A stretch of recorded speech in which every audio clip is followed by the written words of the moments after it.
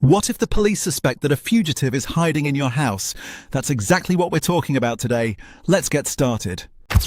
Imagine it's Tuesday evening, you're at home, you're cooking, and then there's a knock at your door, not just once, 3 times, hard. You open, 4 police officers in full gear. One is holding a document, none of them are smiling. They tell you they have reason to believe someone is hiding in your apartment, a fugitive, a person they're looking for, and they want to get in. You did nothing. You don't know this person, you don't even know who they're talking about. And yet, there's this question that suddenly becomes very concrete. Do you have to let her in? This is the fear no one talks about. Not the fear of the criminal they're looking for. The fear of what will happen when the state enters your home, and you have no idea what your rights actually are in that moment. Most people in Germany believe they are absolutely protected by the basic law. Article 13, inviolability of the home. They know the words. They trust the promise. But here's the truth that almost no one knows. This law has a loophole, and this loophole isn't small. It's large enough that the police can come through your door without a judge, without a warrant,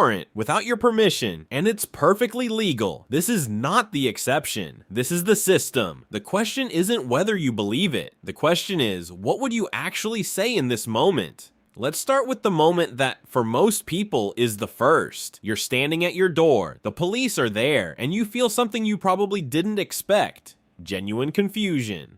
Not fear, confusion, because you actually know you have rights, but you don't know exactly which ones apply right now. Most people think at that moment, I haven't done anything wrong. My apartment is my home. They need a search warrant. If they don't have one, I don't have to let them in. That's what most people believe. And in a normal context, that's actually true. Article 13 of the Basic Law is unambiguous. The home is inviolable. Searches are only permissible if a judge has ordered them. It says so right there, in black and white, guaranteed. But then comes Section 102 of the Code of Criminal Procedure and Section 105, and a term that has caused controversy in German courtrooms for decades, imminent danger. What does that mean in concrete terms? If the police, even without consulting a judge, determined that a delay would jeopardize the investigation, they are allowed to conduct a search without judicial authorization. The police decide for themselves, right now, at your door.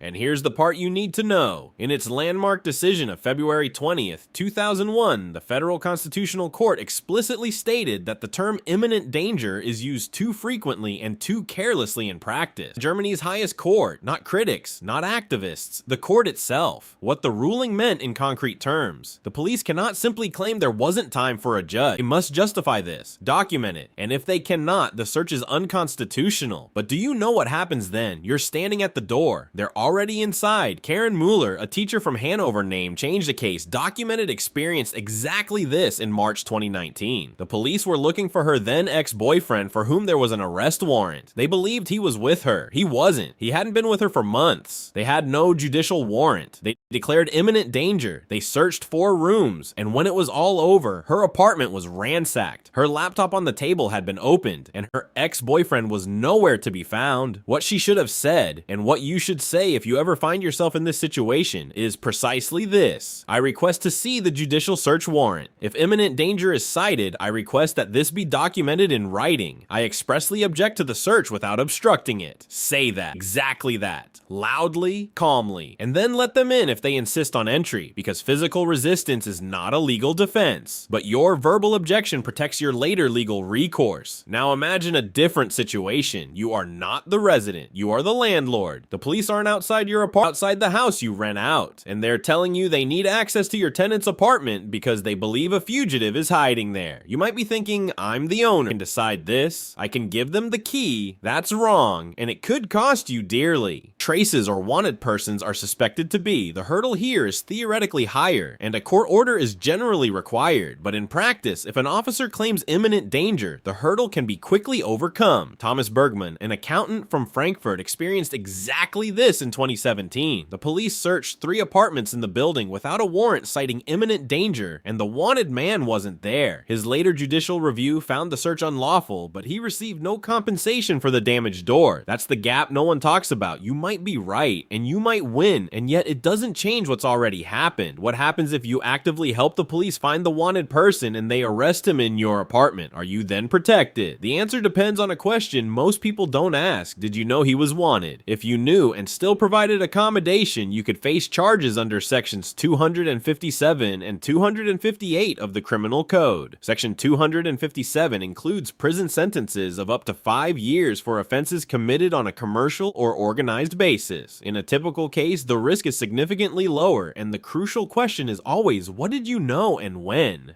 The threshold is not, you could have known, it is you knew and acted anyway. If someone rings your doorbell and you don't know who they are or what they've done, that is different from letting an acquaintance you knew was in trouble stay overnight. The difference between these situations can separate a bad night from a criminal complaint. What happens if you're a tourist, an expat, or someone who's only known Germany for a few months? The law applies equally to everyone on paper, but in practice there is a difference that appears in every protocol language competence.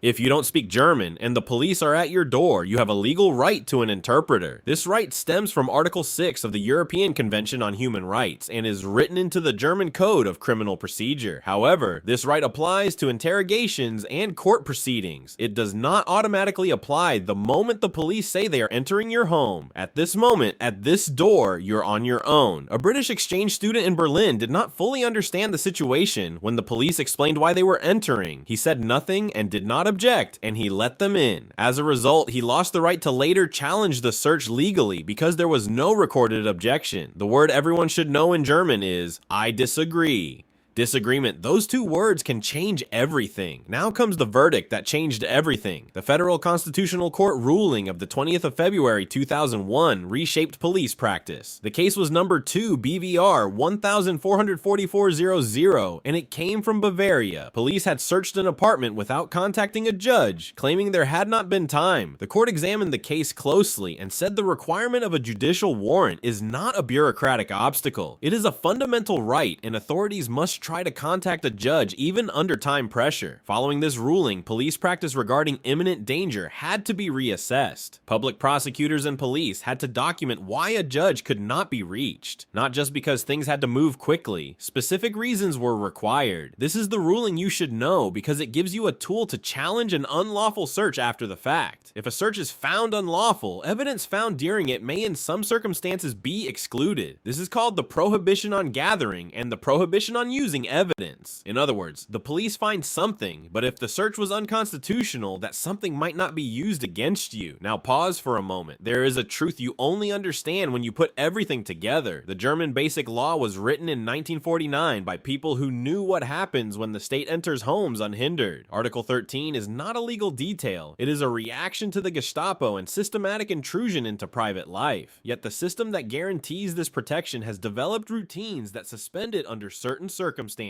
not out of malice, but because efficiency and the Constitution are always in tension. The state that protects you the most is often the state to which you least explain why you deserve protection. Here are the 3 things you need to know: specific, applicable, immediate. If the police say they want to search your apartment, immediately and loudly request to see the warrant issued by a judge. Say exactly this: I request to see the warrant issued by a judge pursuant to Section 105 of the German Code of Criminal Procedure. If they claim imminent danger and proceed anyway, say loudly and clearly, I expressly object to this search. Add, I intend to have it legally reviewed, and then call a lawyer immediately afterward. The German Bar Association has a search service, and there are on-call emergency services. And the most important thing you should never do is offer physical resistance. Never resist, because physical resistance to an enforcement action is a criminal offense under Section 113 of the German Criminal Code. You can lose physically, but regain rights legally. Physically, you always lose. If this topic interests you more deeply, I recommend a book by Herbert Prantl, a former judge and astute observer of the German rule of law. He describes how well-intentioned laws are undermined in practice, not through malice, but through habit. Exactly what you saw tonight. The link is in the description, right at the top. Before you continue watching, I want to leave you with a question. You learned today that in 2001, Germany's highest court ruled the police systematically misused a constitutional provision to circumvent judicial oversight. This isn't theory, this is a court ruling. My question to you is, when was the last time you thought about which of your fundamental rights depends in a single moment on a single decision made by a single person? Write it in the comments. I'll read them. The basic law is not what you think it is. It is better than that, and it is more fragile than that. Both at the same time. That is the rule of law. If this video has shifted the way you see things, there's more to come. Subscribe, no promise I can't keep. That's all for today. You'll find more information in these videos. Click on them.